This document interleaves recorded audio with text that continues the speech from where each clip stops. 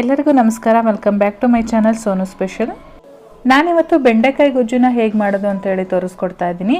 ಈ ಬೆಂಡೆಕಾಯಿ ಗೊಜ್ಜು ಅಕ್ಕಿ ರೊಟ್ಟಿಗೆ, ಚಪಾತಿಗೆ ತುಂಬಾ ಚೆನ್ನಾಗಿರುತ್ತೆ. ಬನ್ನಿ ಹಾಗಾದರೆ ವಿಡಿಯೋನ ಶುರು ಮಾಡೋಣ. ಬೆಂಡೆಕಾಯಿ ಗೊಜ್ಜು ಹೇಗೆ ಮಾಡೋದು ಅಂತೇಳಿ ನೋಡ್ಕೊಳ್ಳೋಣ. ಮೊದಲನೇದಾಗಿ ನಾನು ಇದಕ್ಕೆ ಮಸಾಲೆನ ರುಬ್ಕೋತಾ ಇದ್ದೀನಿ. ಒಂದು ಮಿಕ್ಸಿ ಜಾರ್ಗೆ 2 ಟೇಬಲ್ ಸ್ಪೂನ್ ಅಷ್ಟು ತೆಂಗಿನಕಾಯಿ ತುರಿ, ಹಾಗೆ ಒಂದು ಮೀಡಿಯಮ್ ಸೈಜ್ ಗಾತ್ರದ ಈರುಳ್ಳಿನ ಕಟ್ ಮಾಡಿ ಹಾಕೊಳ್ತಾ ಇದ್ದೀನಿ.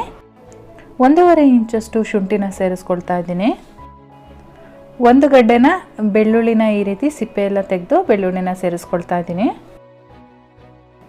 ಇದರ ಜೊತೆಗೆ ನಾನಿಲ್ಲಿ 2 ಇಂಚಷ್ಟು ಚಕ್ಕೆನ ತಗೊಂಡಿದ್ದೀನಿ. ಈ ಚಕ್ಕೆನ ಈ ರೀತಿ ಸಣ್ಣದಾಗಿ ಕಟ್ ಮಾಡಿ ಸೇರಿಸ್ಕೊಳ್ತಾ ಇದ್ದೀನಿ. 1 ಟೀ ಸ್ಪೂನ್ ಸಾಂಬಾರ್ ಪುಡಿ, ಜೊತೆಗೆ 1 ಟೀ ಸ್ಪೂನ್ ಖಾರದ ಪುಡಿ. ನಮ್ಮ ಮನೆಯಲ್ಲಿ ಇದು ಎರಡನ್ನು ಬೇರೆ ಬೇರೆ ಮಾಡಿಸಿರ್ತೀವಿ, ಹಾಗಾಗಿ ಬೇರೆ ಬೇರೆಯಾಗಿ ಹಾಕ್ಕೊಳ್ತಾ ಇದ್ದೀನಿ. ಇದಕ್ಕೆ ಸ್ವಲ್ಪ ನೀರು ಹಾಕ್ಕೊಂಡು ನುಣ್ಣಗೆ ರುಬ್ಕೊಂಡು ಬರೋಣ. ನೋಡಿ, ಇವಾಗ ರುಬ್ಬಿದ್ದಾಗಿದೆ. ಇದನ್ನೊಂದು ಸೈಡಲ್ಲಿ ಎತ್ತಿಟ್ಕೊಂಡಿರೋಣ. ಸ್ಟವ್ ಮೇಲೆ ಒಂದು ಫ್ರೈಯಿಂಗ್ ಪ್ಯಾನ್ ಇಟ್ಕೊಂಡಿದ್ದೀನಿ. ಇದಕ್ಕೆ ಕಟ್ ಮಾಡಿರ್ತಕ್ಕಂಥ ಬೆಂಡೆಕಾಯಿನ ಹಾಕ್ಕೊಳ್ತಾ ಇದ್ದೀನಿ. ಬೆಂಡೆಕಾಯಿ ಲೋಳೆ ಲೋಳೆ ಆಗಿರೋದ್ರಿಂದ ನಾವು ಈ ರೀತಿ ಮುಂಚೆನೇ ಹುರ್ಕೊಳ್ಬೇಕು. ನಾನಿಲ್ಲಿ ಸುಮಾರಾಗಿ ಒಂದು 250 ಗ್ರಾಮ್ ಅಷ್ಟು ಬೆಂಡೆಕಾಯಿನ ತೊಗೊಂಡಿದ್ದೀನಿ.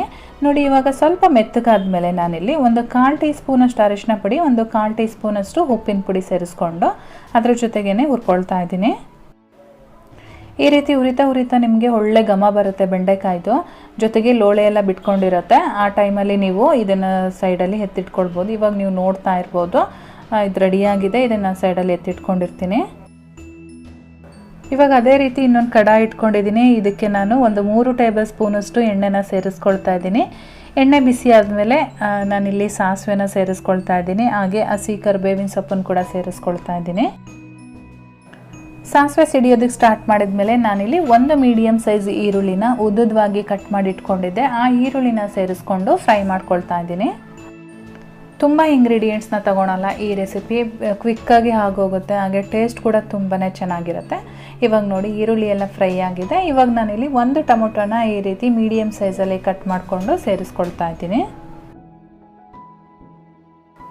ಟೊಮೊಟೊನ ನಾವು ಸಾಫ್ಟ್ ಆಗೋವರೆಗೂ ಫ್ರೈ ಮಾಡಬೇಕು ಅನ್ನೋ ರೀತಿ ಏನಿಲ್ಲ. 1 ನಿಮಿಷ ಫ್ರೈ ಮಾಡಿಕೊಂಡು ನಾವು ಮೊದಲೇ ಫ್ರೈ ಮಾಡಿ ಇಟ್ಕೊಂಡಿದ್ವಲ್ಲ ಬೆಂಡೆಕಾಯಿ, ಅದನ್ನು ಇದರೊಳಗಡೆ ಸೇರಿಸ್ಕೊಂಡು 1-2 ನಿಮಿಷ ಫ್ರೈ ಮಾಡ್ಕೊಳ್ಳೋಣ. ಮುಂಚೆನೇ ಫ್ರೈ ಮಾಡಿರೋದ್ರಿಂದ ತುಂಬ ಹೊತ್ತು ಫ್ರೈ ಮಾಡೋ ಅವಶ್ಯಕತೆ ಇಲ್ಲ. 1-2 ನಿಮಿಷ ಆದಮೇಲೆ ನಾವು ರುಬ್ಬಿಟ್ಕೊಂಡಿದ್ದೀವಲ್ಲ ಮಸಾಲೆ, ಆ ಮಸಾಲೆನ ಇದರೊಳಗಡೆ ಸೇರಿಸ್ಕೊಳ್ತಾ ಇದ್ದೀನಿ. ಜೊತೆಗೆ ಮಸಾಲೆಗೆ ಸ್ವಲ್ಪ ನೀರು ಹಾಕ್ಕೊಂಡು ನಮಗೆ ಯಾವ ಕನ್ಸಿಸ್ಟೆನ್ಸಿ ಬೇಕು ನೋಡಿಕೊಂಡು ಸೇರಿಸ್ಕೊಳ್ಳೋಣ. ಈ ರೀತಿ ಚೆನ್ನಾಗಿ ಎಲ್ಲ ಮಿಕ್ಸ್ ಆದಮೇಲೆ ಒಂದು ಲಿಡ್ ಕ್ಲೋಸ್ ಮಾಡಿ ಒಂದು 10 ನಿಮಿಷಗಳ ಕಾಲ ಬೇಯಿಸ್ಕೊಳ್ಬೇಕಾಗತ್ತೆ. ಮಧ್ಯದಲ್ಲಿ 1-2 ನಿಮಿಷ ಆದಮೇಲೆ ಲಿಡ್ ಓಪನ್ ಮಾಡಿ ನಾನಿಲ್ಲಿ ರುಚಿಗೆ ತಕ್ಕಷ್ಟು ಉಪ್ಪು, ಹಾಗೆ ಕಟ್ ಮಾಡಿರ್ತಕ್ಕಂಥ ಸ್ವಲ್ಪ ಕೊತ್ತಂಬರಿ ಸೊಪ್ಪನ್ನು ಸೇರಿಸ್ಕೊಂಡು ಮಿಕ್ಸ್ ಮಾಡ್ಕೊಳ್ತಾ ಇದ್ದೀನಿ. ಇವಾಗ ಸ್ವಲ್ಪ ಗಟ್ಟಿಯಾಗಿದೆ, ನನಗಿನ್ನೂ ಸ್ವಲ್ಪ ತೆಳುವಾಗಿರಬೇಕು ಅಂತ ಅನ್ನಿಸ್ತು, ಹಾಗಾಗಿ ಇನ್ನೂ ಸ್ವಲ್ಪ ನೀರನ್ನು ಸೇರಿಸ್ಕೊಳ್ತಾ ಇದ್ದೀನಿ. ಇವಾಗ ಚೆನ್ನಾಗಿ ಮಿಕ್ಸ್ ಮಾಡಿಕೊಂಡು ಲೋ ಫ್ಲೇಮಲ್ಲಿ ಒಂದು 10 ನಿಮಿಷಗಳ ಕಾಲ ಬೇಯಿಸ್ಕೊಂಡಿದ್ದೀನಿ. ಇವಾಗ ಗೊಜ್ಜಿಂದು ಕನ್ಸಿಸ್ಟೆನ್ಸಿನೂ ಕರೆಕ್ಟಾಗಿದೆ. ಇವಾಗೆಲ್ಲ ಚೆನ್ನಾಗಿ ಬೆಂದಿದೆ. ನಾನಿವತ್ತು ಮಾಡ್ತಾ ಇರೋದು ಚಪಾತಿ ಜೊತೆಗೆ. ಇವಾಗ ಎಲ್ಲ ಚೆನ್ನಾಗಿ ಬೆಂದಿದೆ. ಈ ಟೈಮಲ್ಲಿ ನಾನು ಒಂದು 2 ಟೀ ಸ್ಪೂನ್ ಅಷ್ಟು ಹುಣಸೆಹಣ್ಣಿನ ರಸನ ಆ್ಯಡ್ ಮಾಡ್ತೀನಿ. ನಾನು ಮೊದಲೇ ಒಂದು ನಿಂಬೆಹಣ್ಣಿನ ಗಾತ್ರದ ಹುಣಸೆಹಣ್ಣ ತೊಗೊಂಡು ನೀರಲ್ಲಿ ನೆನೆಸಿಟ್ಟಿದ್ದೆ. ಈ ರೀತಿ ಚೆನ್ನಾಗಿ ಎಲ್ಲ ಮಿಕ್ಸ್ ಮಾಡ್ಕೊಂಡು ಆದಮೇಲೆ 1-2 ನಿಮಿಷಗಳ ಕಾಲ ಮತ್ತೆ ಲಿಡ್ ಕ್ಲೋಸ್ ಮಾಡಿ ನಾವು ಬೇಯಿಸ್ಕೊಳ್ಬೇಕಾಗತ್ತೆ.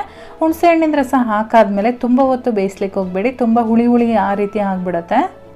ಈ ರೀತಿ ಹುಣಸೆ ರಸ ಹಾಕೋದ್ರಿಂದ ಟೇಸ್ಟು ತುಂಬಾ ಚೆನ್ನಾಗಿ ಬರುತ್ತೆ.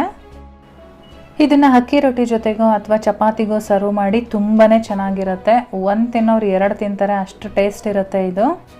ರೆಸಿಪಿ ಇಷ್ಟ ಆಗಿದ್ರೆ ದಯವಿಟ್ಟು ಒಂದು ಲೈಕ್ ಮಾಡಿ, ಹಾಗೆ ನಿಮ್ಮ ಫ್ಯಾಮಿಲಿ ಮತ್ತು ಫ್ರೆಂಡ್ಸ್ ಜೊತೆ ಶೇರ್ ಮಾಡಿ. ಚಾನಲ್ಗೆ ಇನ್ನೂ ಸಬ್ಸ್ಕ್ರೈಬ್ ಮಾಡ್ಕೊಂಡಿಲ್ಲ ಅಂದರೆ ಈ ಕೂಡಲೇ ಸಬ್ಸ್ಕ್ರೈಬ್ ಮಾಡ್ಕೊಳ್ಳಿ. ನಾನು ಮತ್ತೆ ಸಿಗ್ತೀನಿ ನಿಮಗೆ ಇನ್ನೊಂದು ಈಸಿ ರೆಸಿಪಿಯೊಂದಿಗೆ. ಅಲ್ಲಿವರೆಗೂ bye bye, take care, thank you for watching.